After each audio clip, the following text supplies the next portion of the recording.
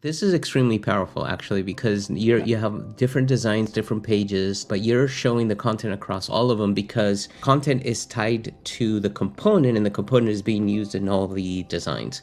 So when you update the content of that component, it updates across the board. Exactly. We'll go ahead and move to this recipe website. So this data is coming from Contentful. I have 3 types here. Let's say I have a design already. So the design is there. What I can do is, I can first browse the content types. So I need a recipe for this page. I will browse the recipe elements. I can see the different instances or content items coming directly from the headless. And then I can select the elements that I have, assuming that I have a design already. So I have, this is the title, and click this button. This button will actually replace and create a connection to the headless. So it will replace the content and link. I can do the same for the image.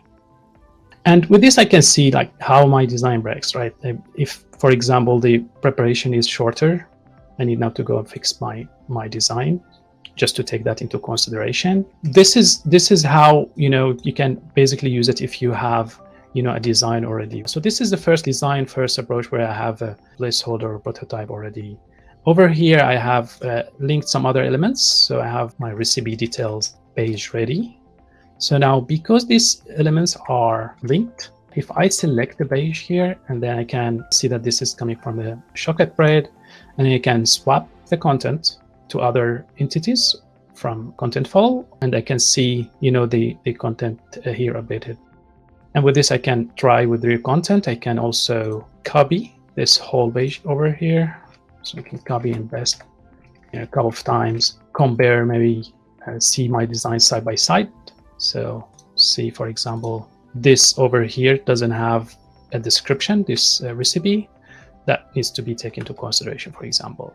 So some recipes have like, long text. I can now revisit my design and fix these design issues. I can trim the text or change my design, but, working with RealContent will give me an idea on the rules, right, of the content, the constraints, and will help enhance the design without many iterations, develop and publish and design iterations.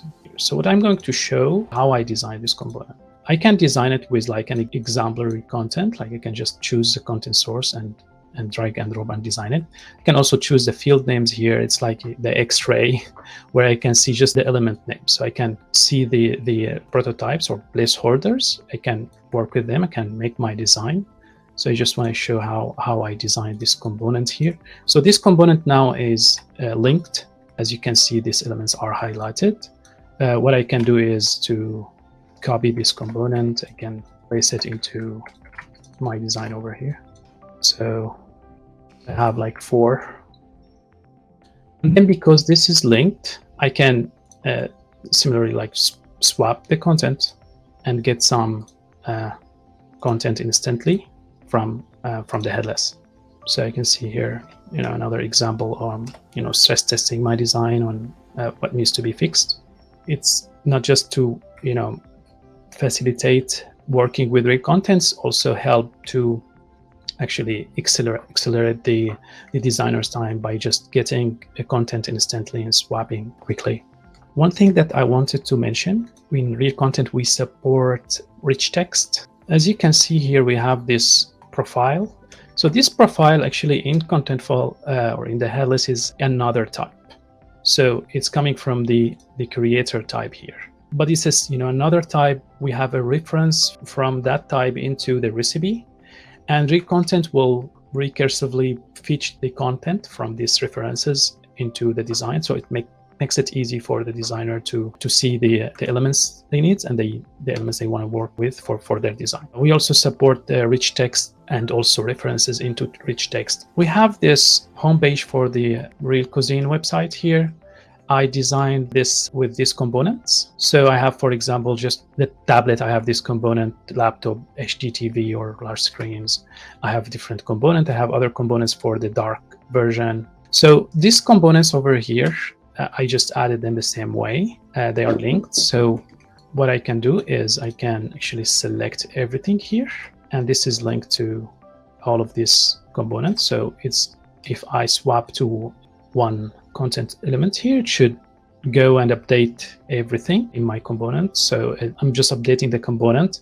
It will go and, for each instance of that component and update the content. This is extremely powerful, actually, because you have different designs, different pages, but you're showing the content across all of them because content is tied to the component and the component is being used in all the designs. So when you update the content of that component, it updates across the board.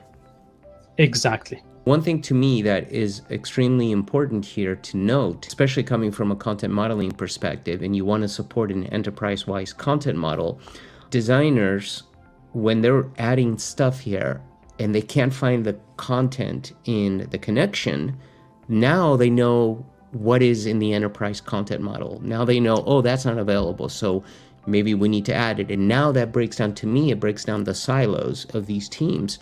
Because now all of a sudden, a designer isn't just on their own, just adding stuff without even knowing what exists. Now they know what exists and what doesn't. Now they can work together because they can go to the development team and go, hey, can you add this field? And they go, no, we can't do that because of this. Now there's communication. So to me, this is really cool from that kind of perspective. Yeah, absolutely. Thanks for bringing that up. This is really like one of the things that this is our actually main mission with this plugin, is to bring together these different teams, right? So that they can work together in a smooth way. They can discover any disconnects between the different teams and work more efficiently. Yeah, definitely can see that. So again, like I can now zoom in. I can see my designs in different rendering. I can select some of these components or all. I can swap and see where the design breaks. What I can also do, I can select the components here.